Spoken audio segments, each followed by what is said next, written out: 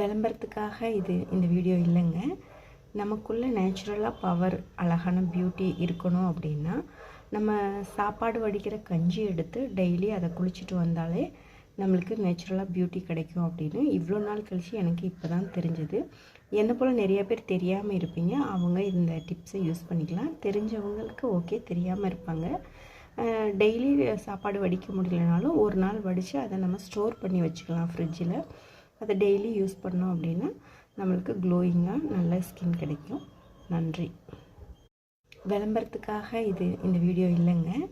நமக்குள்ளே நேச்சுரலாக பவர், அழகான பியூட்டி இருக்கணும் அப்படின்னா நம்ம சாப்பாடு வடிக்கிற கஞ்சி எடுத்து டெய்லி அதை குளிச்சுட்டு வந்தாலே நம்மளுக்கு நேச்சுரலாக பியூட்டி கிடைக்கும் அப்படின்னு இவ்வளோ நாள் கழித்து எனக்கு இப்போ தான் தெரிஞ்சுது. என்னை போல் நிறைய பேர் தெரியாமல் இருப்பீங்க, அவங்க இந்த டிப்ஸை யூஸ் பண்ணிக்கலாம். தெரிஞ்சவங்களுக்கு ஓகே, தெரியாமல் இருப்பாங்க.